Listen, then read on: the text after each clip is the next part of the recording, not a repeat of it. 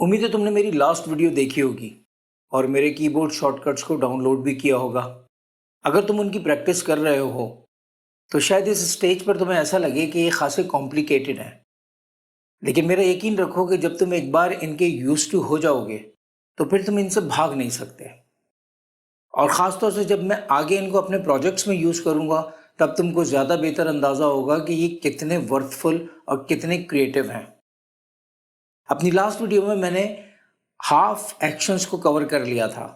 अब इस सेक्शन में मैं कोशिश करूंगा कि येलो और ब्लू सेक्शन फुली कवर कर लूं, और इसके अलावा फिर हम आगे बात करेंगे कीबोर्ड शॉर्टकट्स जो बहुत थोड़े से हैं, और साथ साथ विंडोज़ के इंतहाई important alt based keyboard shortcuts. तो अब लंबा नहीं करते और चलते हैं मेन वीडियो की तरफ। यहाँ मेरे पास एक फोल्डर है फ्रूट्स के नाम से। ये जितने आउटर ये लीव्स और फ्रूट्स यहाँ बिखरे हैं ये सब इस फोल्डर के अंदर हैं। इनको अगर मैं चाहूँ, फॉर एग्जांपल मैं एक ये सेट है लेयर्स का जो मैं चाहता हूँ कि मैं लिंक कर दूँ एक साथ। इनमें से अगर मैं किसी एक को भी मूव करूँ सेलेक्ट करके तो बाकी तमाम भी इसके साथ ही मूव हों। तो उसके लिए मेरे पास यहाँ ये कमांड है लिंक की। ये बॉटम पे जो चेन का साइन आ रहा है इसके लिए मैंने इसका एक कीबोर्ड शॉर्टकट बनाया है और वो है कंट्रोल शिफ्ट F2। मैं जैसे ही कंट्रोल शिफ्ट F2 करूँगा ये लिंक हो गए, ये सेलेक्टेड लेयर्स लिंक हो गई। अगर इनमें से मैं किसी एक को पकड़ के कंट्रोल शिफ्ट F2 करता हूँ तो ये इस लिंक ग्रुप से बाहर आ गया।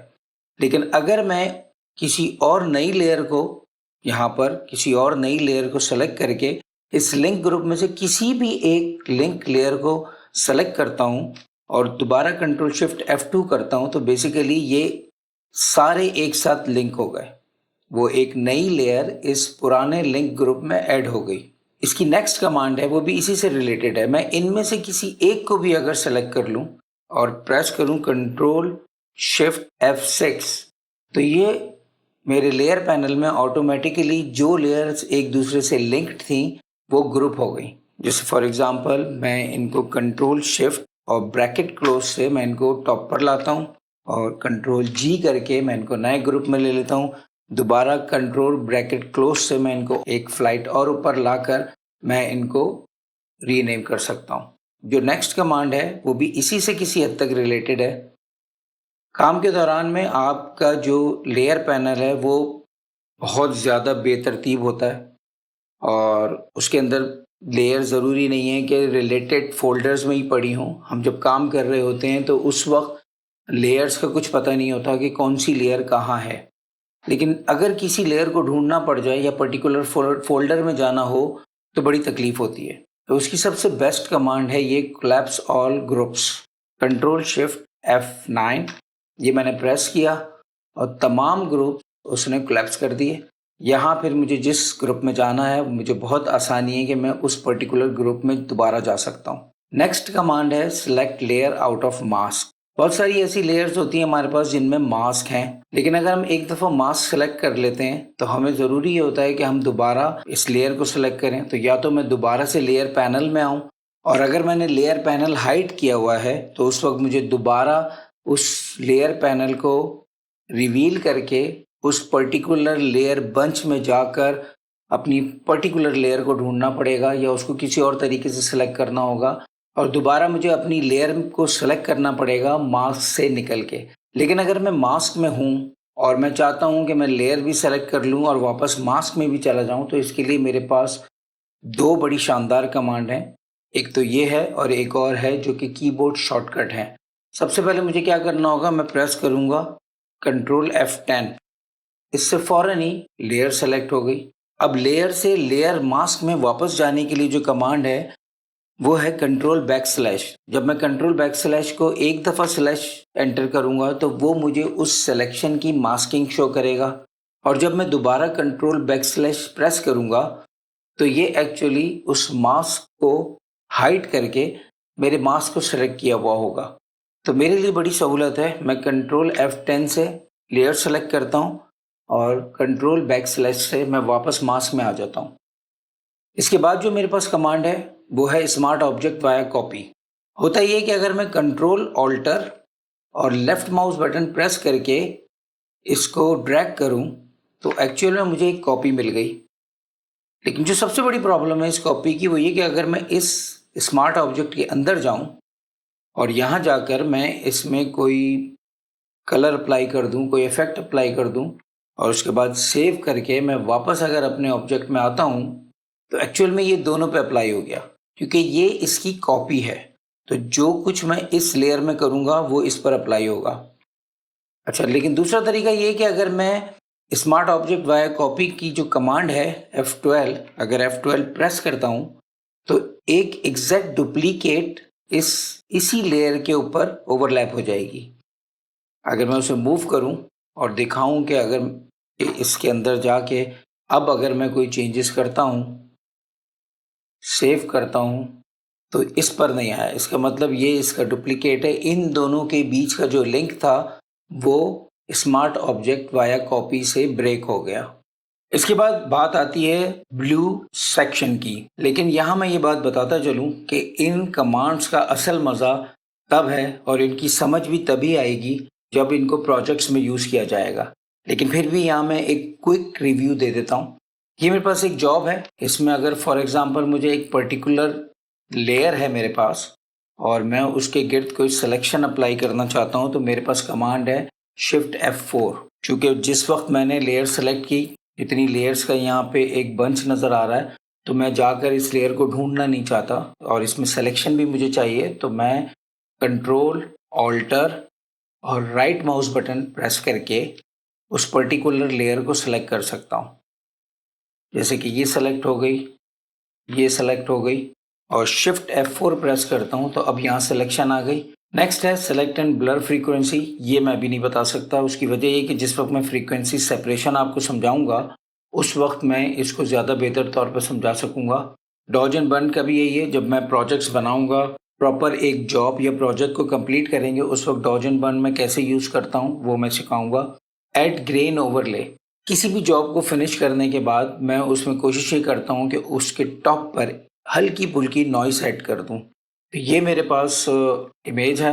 यहाँ पर मैं इसकी कमांड अप्लाई करूँगा ग्रेन की, कंट्रोल शिफ्ट F8।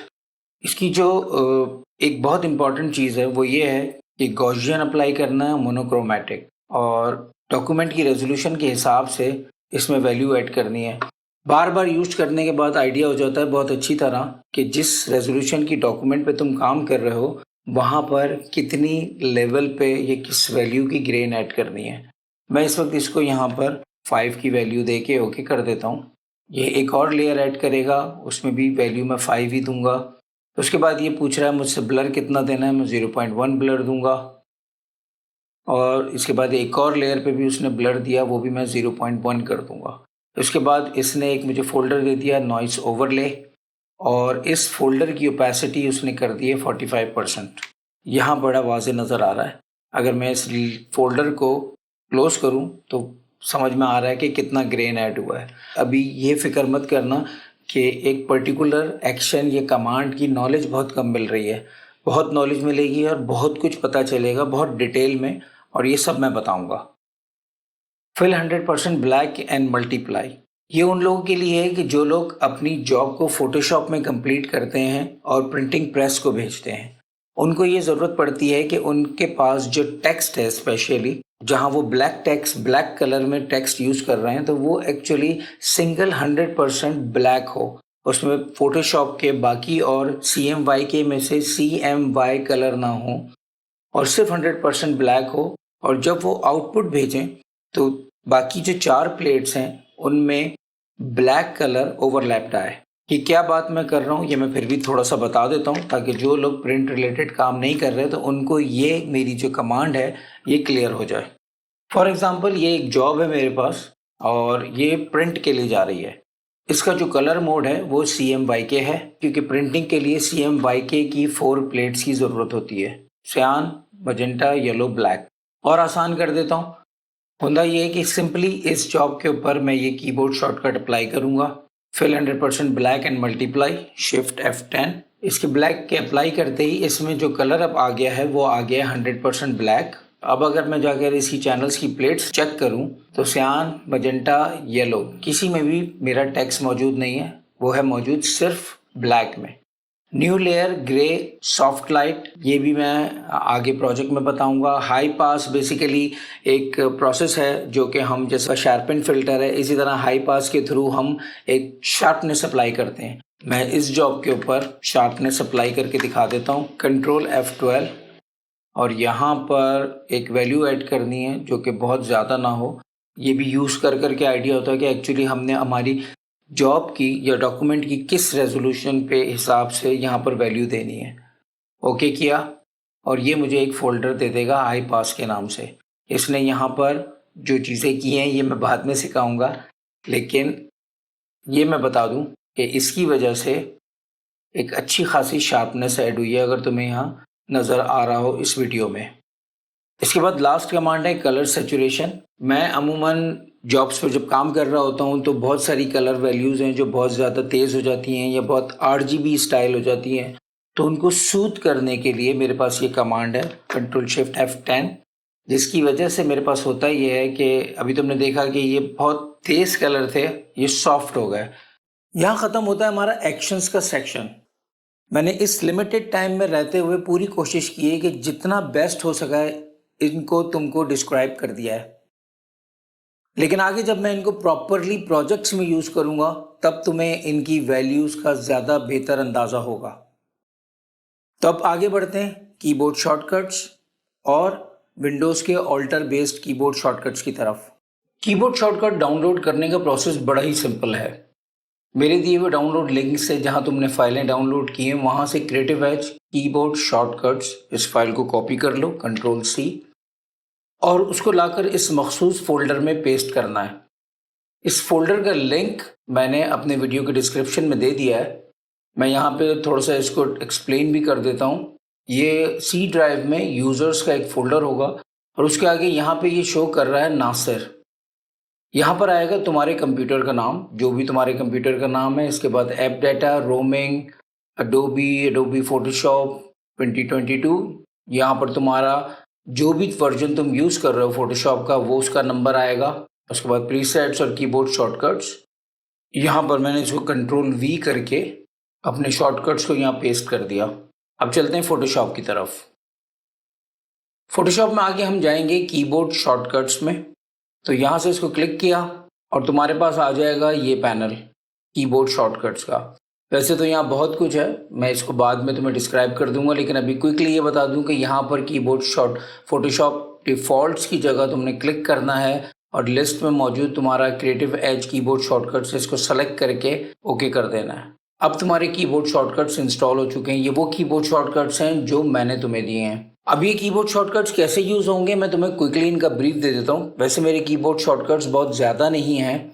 अब सबसे इम्पॉर्टेंट जो एक कमांड है वो ये है कि अगर मुझे इसमें से किसी भी लेयर को सेलेक्ट करना है तो मेरे पास जो सबसे आला कमांड है वह है कंट्रोल ऑल्टर और राइट माउस बटन। उस राइट माउस बटन से मुझे ये चॉइस मिलती है कि मैं जिस लेयर पर माउस रख के क्लिक करूंगा वहां वो लेयर सेलेक्ट हो जाएगी। अब यहाँ जो सबसे पहला कीबोर्ड शॉर्टकट मैं बताना चाहता हूँ जो मेरे कीबोर्ड शॉर्टकट्स में अवेलेबल है वो है कंट्रोल ऑल्टर शिफ्ट B। इसको मैं प्रेस करूंगा तो मेरे पास लेयर स्टाइल्स ओपन हो जाते हैं। ये एक ऐसी शानदार मैंने कमांड सेट की हुई है, आई डोंट नो मैंने कब सेट की थी, लेकिन मैं इसका बहुत ही ज़्यादा यूज टू हूँ। इस कीबोर्ड शॉर्टकट से मैं कॉल देता हूँ लेयर स्टाइल्स को। अगर मुझे इसमें शेडोज़ जनरेट करने हैं, उनकी वैल्यूज सेट करनी है, तो वो मैं क्विकली करके इसको दोबारा बंद कर देता हूँ। और अगर मुझे दोबारा इसमें जाना है तो फिर मैं दोबारा control alt shift B press करके इस पैनल में वापस आ जाता हूँ। मुझे जब मैं बहुत ज़्यादा मल्टीपल लेयर्स में काम कर रहा होता हूँ और जिस लेयर को मैंने सेलेक्ट किया है तो मैं बार बार लेयर्स को कॉल करने के बजाय सिंपली यहाँ से control alt shift B press करता हूँ और मेरे पास ये लेयर पैनल आ जाता है और मैं इसमें यहाँ जो इफेक्ट देना चाहूँ वो मैं दे सकता हूँ।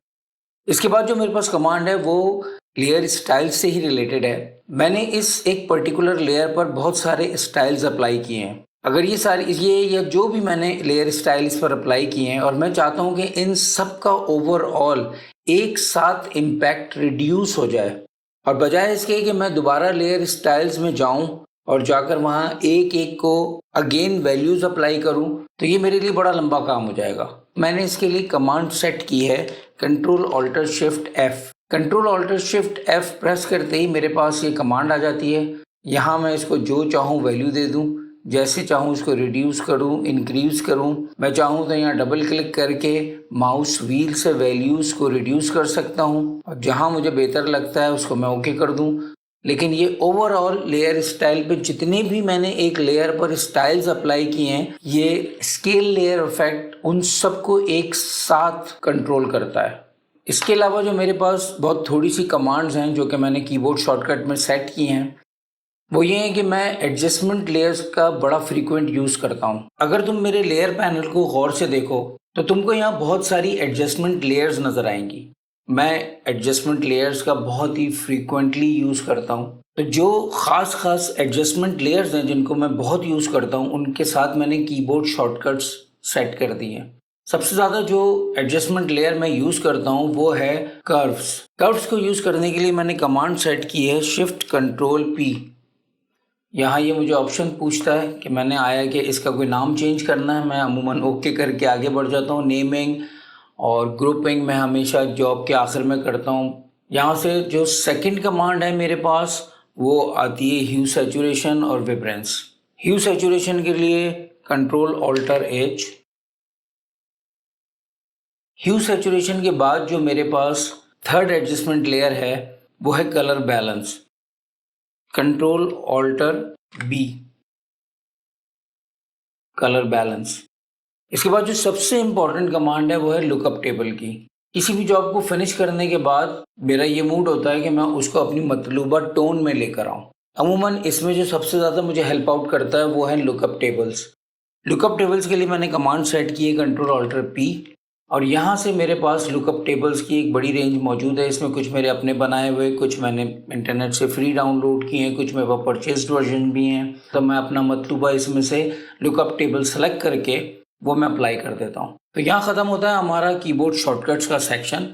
अब मैं बताता हूँ विंडोज़ के alt based keyboard shortcut. Windows user को ये बात बहुत अच्छी तरह पता है कि ऑल्टर प्रेस करने से, अगर तुम यहाँ क्लोजली देखो तो ऑल्टर प्रेस करने से यहाँ एक मखसूस लेटर पर अंडरलाइन डैश अपीयर हो जाता है। इसका मतलब ये कि अगर मैं कीबोर्ड पर ये मखसूस लेटर प्रेस करूँगा ऑल्टर को दबाए रखते हुए, तो ये फॉर एग्जांपल अगर मैं W प्रेस कर रहा हूँ तो मेरे सामने W से ये मेन्यू खुल जाएगा। लेकिन अगर मैं ऑल्टर प्रेस रखते हुए यहाँ पर अगर देखूँ तो बहुत सारे कमांड्स में मुझे उनके नीचे भी एक डैश नज़र आएगा। फॉर एग्जांपल इस वर्क स्पेस के के नीचे भी मुझे डैश नज़र आ रहा है। तो अगर मैं ऑल्टर W और फिर ऑल्टर छोड़ के प्रेस करूं तो ये मुझे वर्क स्पेस के अंदर ले आएगा और भी यहाँ पर मेरे पास और डैश मौजूद हैं।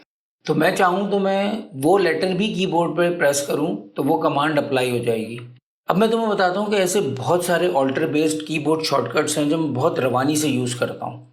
फॉर एग्जाम्पल मुझे अगर इस डॉक्यूमेंट की सेटिंग्स को चेक करना है तो मैं प्रेस करूँगा ऑल्टर IE।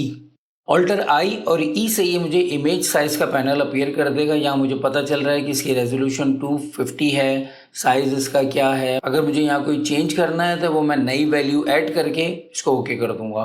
इसके बाद अगर मुझे इस डॉक्यूमेंट का साइज़ चेंज करना है लेयर्स को चेंज किए बगैर, तो इस एक्चुअल डॉक्यूमेंट का साइज़ या इस कैनवस का साइज़ चेंज करने के लिए जो फोटोशॉप एक्चुअल कमांड देता है वो है कैनवस साइज़। यह है ऑल्टर IS। ऑल्टर IS से मेरे पास कैनवस साइज़ का पैनल आ गया और फिर मैं यहाँ जो वैल्यू देना चाहता हूँ दे सकता हूँ। मैं यहाँ उसको ये बता सकता हूँ कि मेरा डॉक्यूमेंट एक्चुअली तुमने किस डायरेक्शन में लार्ज करना है या रिड्यूस करना है। अब एक बड़ी इंपॉर्टेंट कमांड है और वो ये है कि अमूमन जब मैं किसी जॉब पे काम शुरू करता हूँ तो मुझे उसमें कुछ ख़ास कलर्स को अलहदा से सेलेक्ट करना पड़ता है। तो मैं ऑल्टर SC प्रेस करता हूँ और मेरे पास ये आ जाता है। अगर मुझे इस पूरी डॉक्यूमेंट में सिर्फ वाइट कलर जहाँ जहाँ है वो मुझे सेलेक्ट करना है, जो एरिया एक्चुअल में मुझे सेलेक्ट करना है, अगर वो मेरा मतलूबा एरिया सेलेक्ट हो गया तो बाकी को मैं फिर मैनुअली कंट्रोल कर लूँगा और यहाँ मैं ओके करता हूँ और इसने मुझे उस सारे एरिया में सिलेक्शन बना के दे दी। अब यहाँ मैं एक ख़ास बात बताता चलूँ, ऑल्टर बेस्ड कीबोर्ड शॉर्टकट्स हैं तो बहुत इंपॉर्टेंट। तुम इन्हें एक्सप्लोर ऑल्टर प्रेस करके तुम इन्हें खुद एक्सप्लोर कर सकते हो सकता है कि बहुत सारी ऐसी कमांड्स हो जो तुम्हारे काम में तुम्हें सहूलत देती हो, तो तुम अपने तौर पर उनको याद रख सकते हो। कुछ मैंने तुम्हें बता दिए हैं, इसके अलावा भी बहुत सारी हैं जो मैं यूज़ करता हूँ। लेकिन मैं चाहूँगा कि अब मैं तुम्हें जो चीज़ें बाकी मुझे बतानी है, वो तुम्हें आगे प्रोजेक्ट्स में बताऊँ। यहाँ ख़त्म होता है मेरा कीबोर्ड शॉर्टकट्स और एक्शंस का कंप्लीट चैप्टर। मुझे पता है ये ख़ासा लंबा भी रहा और बोरिंग भी ऐसे ही है। लेकिन मैंने पूरी कोशिश की है कि इन टूल्स को, जो कि बेसिकली इनिशियल टूल्स हैं, मुझे अंदाज़ा है कि हर डिज़ाइनर की इन पर शुरू में बड़ी मजबूत गिरफ्त होनी चाहिए। जितनी तुम्हारी अच्छी ग्रिप होगी इन टूल्स पर, इन चीज़ों पर, उतना ही अच्छा तुम परफॉर्म करोगे अपने कैनवस पर। मैं Nasir Altaf, creative graphic designer. मेरे साथ जुड़े रहो, मैं ला रहा हूँ तुम्हारे लिए बहुत ही एक्साइटिंग ट्यूटोरियल्स बहुत जल्द।